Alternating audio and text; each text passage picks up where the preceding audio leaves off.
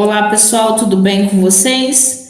Vamos para a nossa semana 6, né, que é a nossa última semana aí do nosso PET 2. E nessa semana 6, nós vamos falar um pouquinho sobre o estudo dos gases, tá? Então, agora a gente vai sair um pouquinho daquela parte de estudo do calor e a gente vai trabalhar com gases, ok? Então, para a gente trabalhar com os gases, né? O que são gases? São esses que a gente tem no nosso dia a dia, né? O gás oxigênio, gás nitrogênio, gás carbônico. Então, são gases que a gente chama de gases reais, tá? Esses gases reais, para a gente poder trabalhar com eles, seria muito difícil, seria muito complicado. Então, o que a gente faz? A gente trabalha com um gás chamado de gás ideal ou perfeito, tá? Então, é sempre essa quantidade de gás que a gente vai trabalhar com ela. É sempre no enunciado do exercício vai falar um gás ideal ou um gás perfeito. Então, esse gás ideal ou perfeito, eles são simplificações dos gases reais, tá? Um gás real, gente, ele se aproxima de um gás ideal quando ele for sujeito, né? Quando ele estiver sujeito a elevadas temperaturas e baixas pressões, ok? Aí a gente pode trabalhar com gás real como se ele fosse um gás ideal.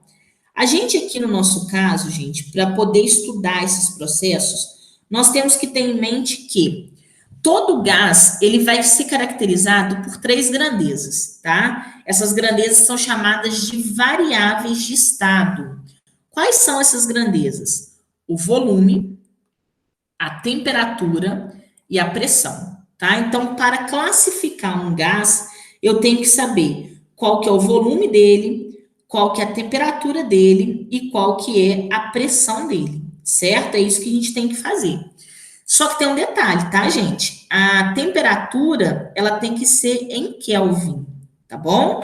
Lembra lá da semana 1, como é que a gente faz a transformação, tá? A temperatura tem que ser em Kelvin, tem que prestar bastante atenção nisso. Vamos lá. Aí a gente vai para uma coisa chamada Lei Geral dos Gases Perfeitos, que é a formulazinha que basicamente que a gente vai utilizar, tá? Essa Lei Geral dos Gases Perfeitos vai dar a fórmula que a gente vai precisar utilizar.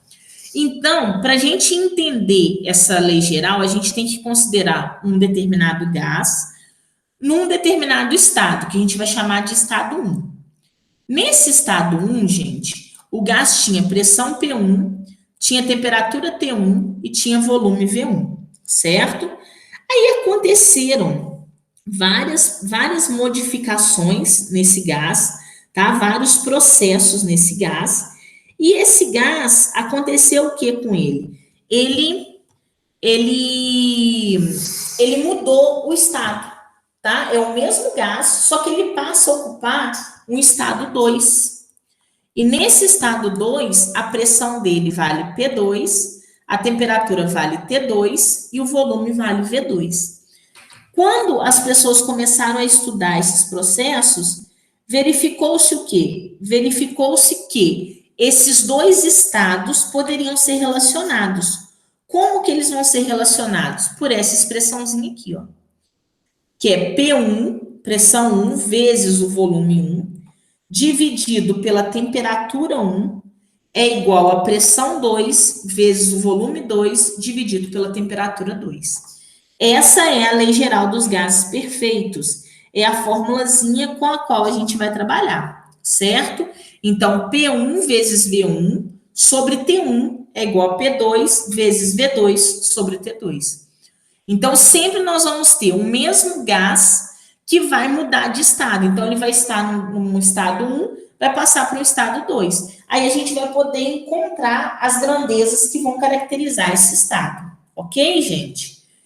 E existe ainda uma outra equação, que é a chamada equação de Clapeyron, tá? Ou equação de estado, pode ser chamada de equação de estado também. Que vai dizer o quê, ó? P vezes V é igual a nRT, ou seja, pressão vezes volume é igual ao número de mols, que é o nosso N, vezes a constante, que é o nosso R, vezes o T, que é a nossa temperatura, tá? Aí eu coloquei aqui, ó, N é o nosso número de mols, certo? Vem lá da química, né, esse N. E como é que a gente calcula ele? É a massa do gás dividido pela massa molar. Essa massa molar, gente, é aquela massinha que tem lá na tabela periódica, tá? Então, se precisar, o exercício vai dar para vocês. E o R é uma constante, que tem esse valor aqui, ó, que também é dado, tá? 0,082, beleza? Então, essas duas formulazinhas podem ser utilizadas para a gente poder caracterizar um determinado gás, ok? Vamos ver como é que a gente aplica isso nos exercícios. Os exercícios se encontram aí na página 13, tá? Então, está dizendo o seguinte, ó, um gás perfeito é mantido em um cilindro fechado por um pistão. Em um estado A, as suas variáveis são PA igual a 2 atm, né? VA é igual a 0,9 litros e TA é igual a 27 graus Celsius. A única coisa que a gente tem que transformar, gente, é a temperatura. Eu tenho que passar a temperatura para Kelvin. Como que a gente faz isso? É só a gente somar 273, ó. Vou somar 273. 27 com 273 vai dar 300, tá? Então, já fui substituindo com o valor somado, ok? Aí, agora, o que que vai acontecer, gente? O estado B, vamos para o estado B. No estado B, a temperatura do corpo é 127 graus Celsius. Aí, vou ter que transformar de novo, ó. 127 mais 273, tá? Isso aqui vai dar 400. E falou que a pressão do estado B é 1,5 atm, que é saber o volume do estado B, né? Então, eu vou pegar a minha equaçãozinha, ó. P1V1 sobre T1 é igual a P2V2 sobre T2. A minha pressão do estado 1 é 2, tá aqui, ó. O volume do estado 1 é 0,9 e a temperatura é 300. Sempre tem que colocar a temperatura em Kelvin, tá, gente? Senão fica errado o seu exercício. Então, desse lado de cá vai ficar 1,5 vezes VB, eu não sei quanto que vale, né, o volume do B, dividido por 400. Aí, como que a gente resolve isso? Multiplica cruzado, né? Quando eu multiplicar cruzado, vai ficar 2 vezes 0,9 vezes 400, que dá 720, ok? E aí, vou multiplicar também o 300 por 1,5 VB, que vai dar 450 VB, certo? Então, o VB vai ser 720 dividido por 450. O VB vai dar 1,6 litros, certo? Que é a nossa letrinha C. Então, é assim que a gente utiliza essa formulazinha, para tentar encontrar um estado da nossa substância, né? Então, ele vai me dar 2 e vai me deixar 1 como incógnita, para a gente ver como que vai fazer o exercício, ok? Então, a resposta correta aí é a letra C. Beleza, gente? Vamos para o número... Aí, eu deixei para vocês fazerem o 2 e o 3, tá? A gente vai para o número 4 agora. No número 4, gente, o que está acontecendo ali, ó? Uma dada massa de um gás perfeito está numa temperatura de 300 Kelvin. Então, já deu a temperatura aqui para gente, certo? Ocupando um volume V, beleza? E exercendo uma pressão P, ok? Beleza, esse é o primeiro estado. Aí, agora está falando, ó, se o gás for aquecido e passar a ocupar um volume 2V e exercer uma pressão de 1,5 P, sua nova temperatura será, então quer saber quanto que vai ser a nova temperatura, né? Vamos pegar a mesma fórmula. P1 vezes V1 sobre T1 é igual a P2 vezes V2 sobre T2. O P1, gente, que é a temperatura do estado 1, né? Ele vale quanto? É esse valor que tá aqui, ó. É o nosso P, né? Então, eu vou colocar P aqui, ó. Beleza? Quanto que vale o volume? Volume 1. Volume 1 vale V. Então, vou colocar V aqui, ó. Quanto que vale a temperatura 1? Já falou pra gente que é 300. Vou colocar 300 aqui.